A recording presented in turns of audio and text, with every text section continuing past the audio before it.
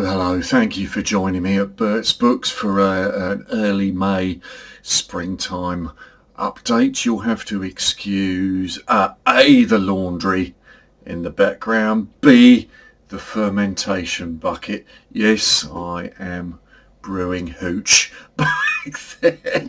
Yeah, early stages. We'll see how it goes.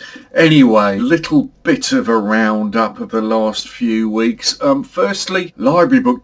If you're lucky enough to have a library, don't neglect it. Use it. This one, musical. You probably know the name anyway. Musical biography. Well, not exclusively a musical biography. It's more of a life thing. But Neneh Cherry, who I have memories of her being, she had that phase when she was, I guess, the end of the 80s, beginning of the 90s. She was a huge name. Now, I wasn't particularly a fan at the time. I got to say, I had a housemate. I think he was working at one of the record shops, and he came home with one of those promo cutouts of Neneh, the kind of graphic from the album. I think it was Raw Like Sushi album. It's a very striking graphic of her. I think she's in some of that sort of cycling looking gear and, looking quite formidable in that. So that was in the kitchen. You could feel her eyes on you when you went to the fridge each time. Anyway, I've blazed through this in about a week. Is a tremendous book.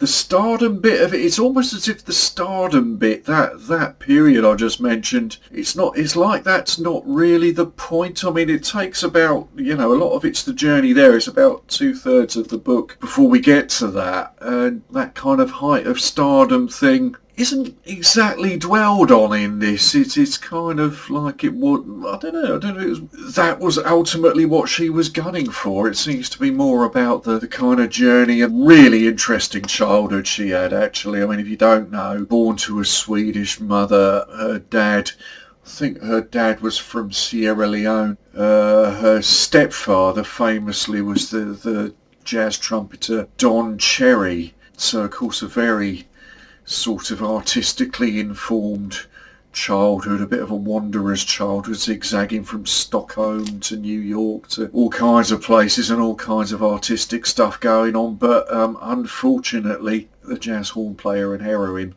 it's almost, like cliche, but unfortunately Don was prone to temptation on that front, and visits to New York would find him in that sort of territory. But no, you don't really need to be a fan of the music to... Well, I think her music is about more than just, the Raw Like Sushi period. I knew she'd been involved in some capacity towards the end of the Slits. I didn't realise, or I'd forgotten that she'd been in Rip, Rig and Panic after that, and just endless collaborations and so on apart from that. But, as music-related biogs go, really good one, this, actually. I'll just zip through it. Now, this one, you come across these kind of books quite often. They were quite big in the 70s and early 80s, I think, and your sort of folkloric spookiness type of stuff. Cornish Ghosts and Legends. I'm not sure who it was edited by, if it says. Compiled from William Bottrell's Traditions and Hearthside Stories of West Cornwall, edited by J.A. Brooks. There's a graphic, I don't know what's going on there. There's a dancing ring of little men and pixies or whatever's going on. I don't know. It's probably some fairly spooky old stuff within this, but I've not had a proper look yet, so to be investigated further. Now, I had no idea, or I'd forgotten completely, that there was a novelisation of this. I know there was the first because I read that as a kid, and I still have a copy of The Book of Aliens. Same author, I believe, Alan Dean Foster, but the follow-up film, I suppose, was a few years after it's about 80, maybe 86 or 87 I saw this first. I don't know what to expect. I mean, Aliens was a decent film, but it was an action film. I think the first one was more than that. So there was that element of kind of 80s kind of action to it. I don't know what to expect. I hope we get some backstory on Vasquez. I need to know more about Vasquez, if nothing else. So, we'll see.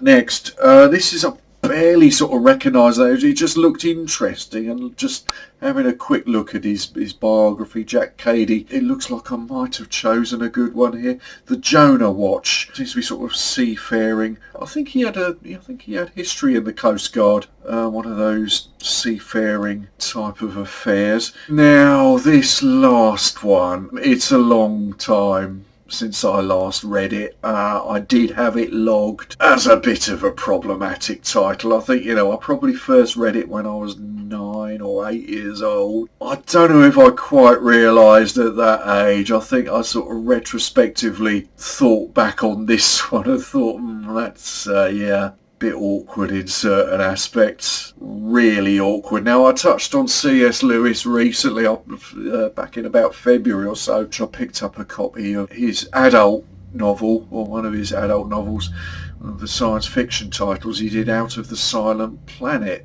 which I enjoyed revisiting. I was aware he had this religious kind of agenda to his writing, but it didn't seem egregious to me in visiting that one.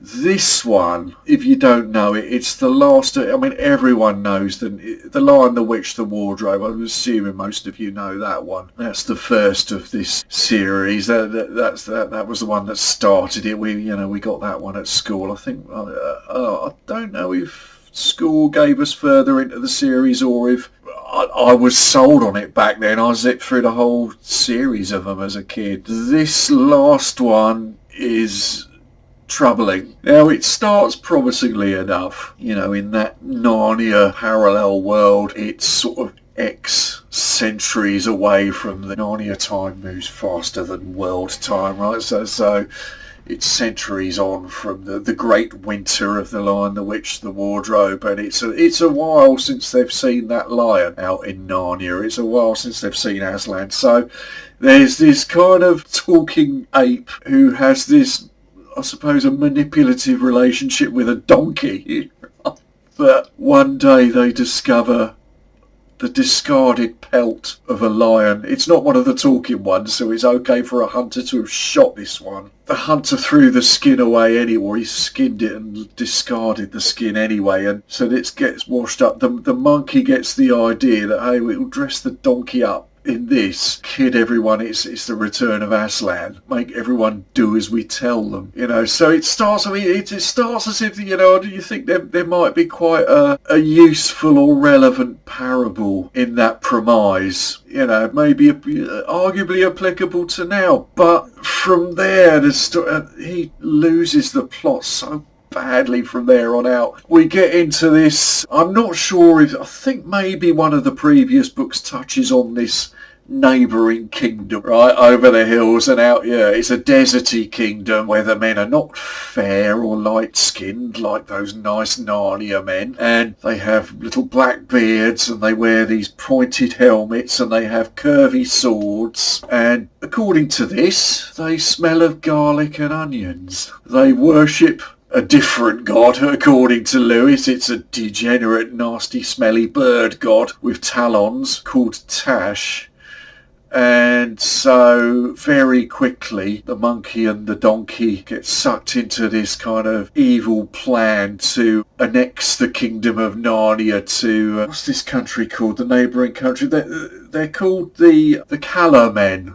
Right, so they're from the kingdom of big blue smelly gas bottles. So, the first we see of them is that the present king of Narnia, I think his name's Rillian, he gets news that a wood nymph dies before his feet because people are cutting down the talking trees, and this is apparently at the instigation of Aslan, who's mysteriously come back, and it turns out the king rides off to where this is supposedly happening, and there's a bunch of these bloody Calla men acting like, without so much as an if you please, getting the other talking animals to cut down the trees. They're whipping the talking horses and everything like that, and it goes on from there. It's pretty pretty fucked, actually.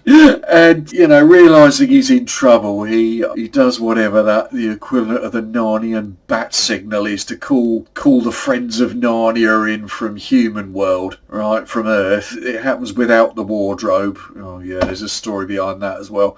Mysteriously, it happens without the wardrobe. We get, what are the kids we get? Eustace and Jill from the previous books. They've only aged about a year from the previous, they're still kids. So what follows involves, there's blacking up, right, there's these two serve as child soldiers. Eustace smacks down one of these Calamen with his sword, although he's not experienced with a weapon, but he sort of manages to prevail anyway. So yeah, there's this child soldier shit going on in this, and it gets worse and worse and worse.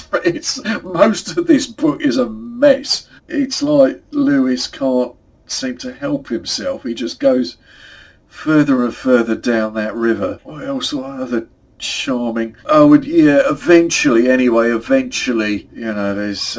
the unmasking. The evil devil god kind of manifests itself. The evil god Tash appears in Narnia. He's like this bad-smelling kind of evil, but there's a little picture of him somewhere in here. Actually, it freaked me out as a kid, that bit. That's Tash. That's the evil god these kind of pseudo Middle Easterners are into. Anyway, there's this big kind of showdown inevitably happens, and what happens next? I don't know. We go, I think, deep into Lewis's own sort of belief system here, dressed up for. This is. Oh, there are racial epithets in here, right? Yeah. How could I forget?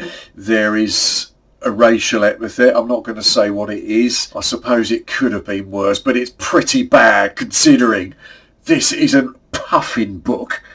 And was in school libraries. What year this? I think it was written in the 50s. This was reprint. This is a 1976 edition of it. During my childhood, this was in public, kids section of public libraries, bookshops, and school libraries. Yeah, it contains a racial word. Also, oh man, this book is judgy. Right, this book is so judgy. There's a place in hell for cats.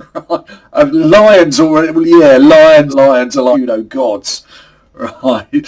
But cats, oh no. And he's hell on the dwarves as well, right? The dwarves, again, I think getting a little bit too far into CS's personal intolerances. The dwarves, I guess they're meant to represent, they distinguish themselves by having realised they've been fooled by a false god. They reject all gods. They suddenly take this line that, other than one or two of them, no kings, no gods. Oh, the presumptuousness of that. How dare they?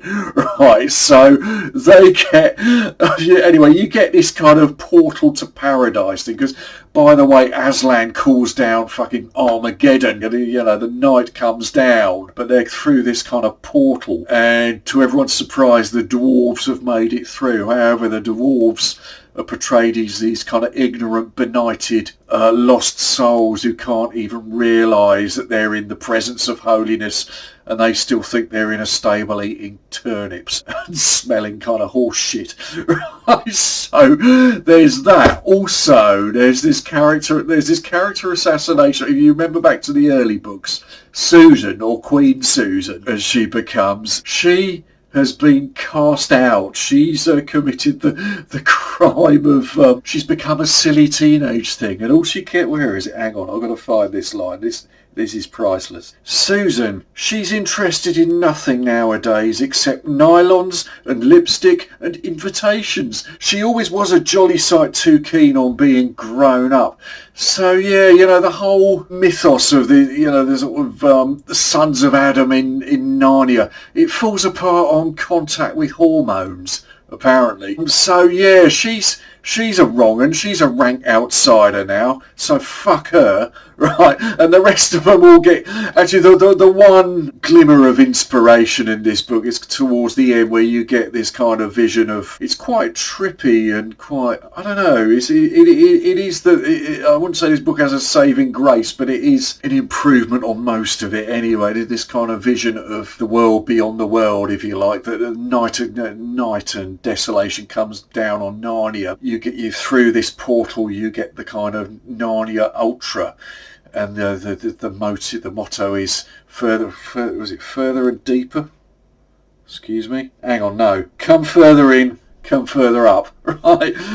So the further they go in, you get this kind of amplified Narnia within a Narnia within a Narnia. That's a sort of glimmer of vision from Lewis there in an otherwise kind of what the bloody hell have you done kind of book. I mean, I don't know, for most of it I just get preoccupied with, I mean, the illustrator is a usual illustrator, I forget their name, but started getting preoccupied with how does a centaur work? I mean, where's his tackle? What is toilet etiquette for a centaur? So yeah, in this vision of paradise that Lewis entertains, only one of the Calamen makes it through. The rest of them... It doesn't really go into detail about where everyone else goes. Only one of them makes it through. You know, the dogs smell him, but I can smell a Calamen. And he's the one who kind of realises he's been worshipping a bad, dirty god, right? And goes over to the Aslan's side. But yeah, none of his mates make it, or his family. So, you know, fuck them as well. So, yeah, it's a bit of a mess, this one, and a bit of a fucked up end to another, well, largely interesting series. You know, the one I'd like to visit again, the one I remember as the most interesting of those books was the prequel one. It's the one where you see how the Queen is freed from, I think it sort of happens in Edwardian, you know, it's the original kid's uncle or granddad or something, that Diggory makes it through to this other kingdom, and the Queen has been...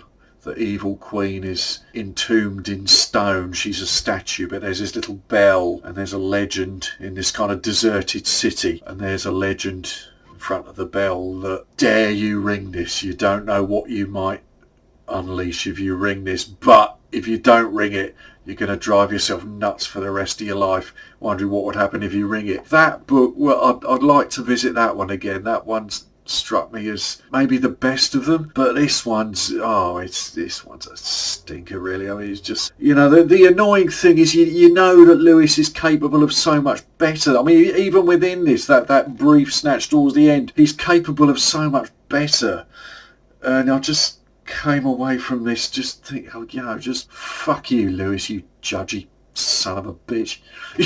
But you know, that's not too, alright, he's a man of his time and everything, but don't want to say this is, you know, it's not, he has done better works, and I wouldn't say he should be entirely judged on this one. I think he just kind of really jumped the scent, or whatever the expression might be. It's a really odd one. By the way, if you look closely, again, I told you I got preoccupied with the pictures rather too much. You can see Mr. Tumnus interfering with a bull. Further up and further in.